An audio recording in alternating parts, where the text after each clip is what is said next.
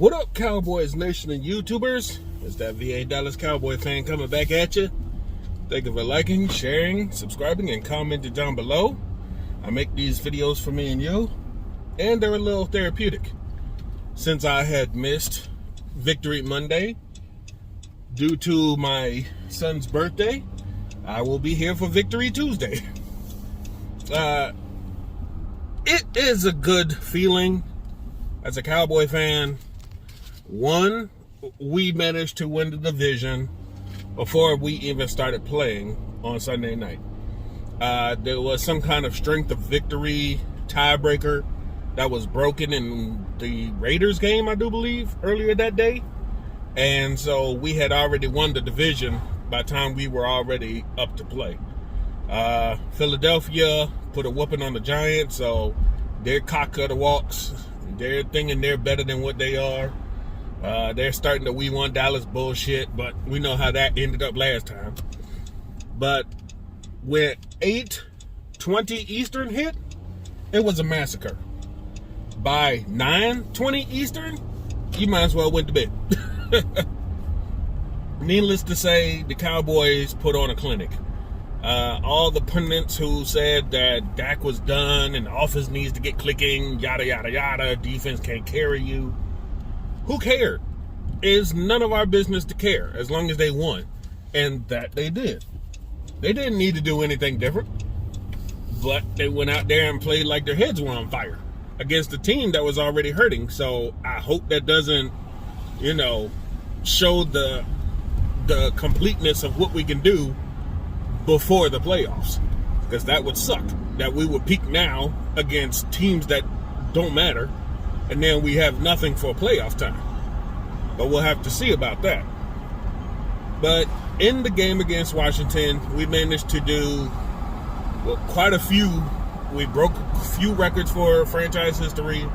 We tied a couple records for franchise history, and we have our rookie Michael Parsons still aiming towards history, not just franchise, but NFL history.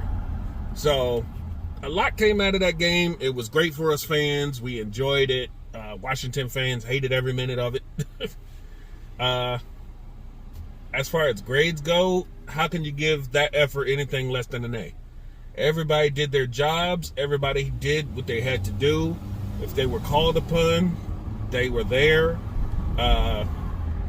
There was no, instances of miscommunication or drops in coverage. Kelvin Joseph came in, handled his job when he had to. With more playing time, I think he can be pretty good. We'll have to see. It was a complete destruction in all three phases. Offense, defense, and special teams got in on the scoring fun. So much so that Washington defensive players were fighting each other on the sideline. I get it. That's built up frustration. But you can't have that as a team, because then you're a losing team. You're frustrated. It ain't no point to getting mad at each other for it. Last year when y'all barely won the division by one game, y'all was sitting there thinking y'all were the best shit in the world. 1 year later, y'all throwing blows at each other. Like, it doesn't make sense. You didn't see us crying and boo-hooing, even though the talking heads and the national media tried to say our November was so bad that we were not going to make the playoffs or lose the division or something stupid. There was all of December to play. I guess they didn't get that memo. And now we're 4-0 in December. We were 3-0 on the road in December. And we're right back to being the number 2 seed. And we got Arizona up next. A lot of people will say, well, y'all ain't beat nobody. Well, when we did beat teams that were undefeated at the time, y'all didn't give a crap. But when we beat them, y'all said they're nobodies.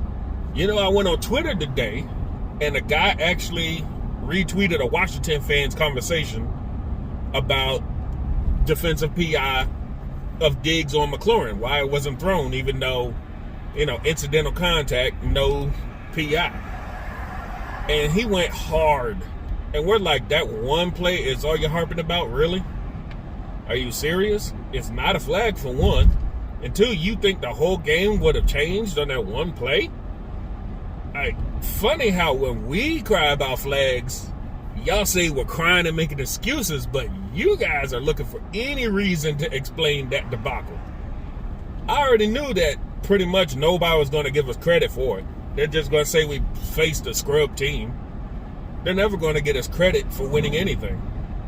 But if we can stay home, stay COVID-free for a week, and keep this momentum going and can beat Arizona, there's no excuses. You cannot say that we haven't beaten a real team, because Arizona's supposed to have been a real team. They were number one team in the NFL at the time. Then they started taking a tumble, but Pittsburgh did it last year. They were undefeated and then fell down, lost the 1 seed and all that. So any given Sunday, but still, you can't say we're bad if we go out here and beat Arizona. So we got less than a week to prepare for that. I can't wait. Jerry Jones is already saying that Tyron Smith looks better and should be able to go for Arizona. I'm not too sure. We seem to be doing pretty well without him. So if you really, really, really want him to stay healthy, well, why not sit him out until the playoffs? What exactly is the incentive of bringing him back at the end of the season when we already got playoff seeding somewhere between 2 and 4 in the bag, and we already clinched the division? It's not like we need him to go out here and be Superman for meaningless games. And yes, I said it, meaningless games, because other than playoff seeding, we don't have anything really left to play for. There's no point to go out here and keep getting people injured or worse. For what? But that's my opinion. Even the backup scored a touchdown. Malik Turner looked pretty darn well on his catch and run. Cooper Rush. He has a thing with picking one player on the offense and sticking with that guy. When he first joined the team, it was Rico Gathers. That was his go-to guy, and this time the team turned into Malik Turner. Hey, whatever works, it worked. Needless to say. But yeah, now it's time to turn our attention to Arizona. We're going to have to figure out how to keep this kind of momentum going.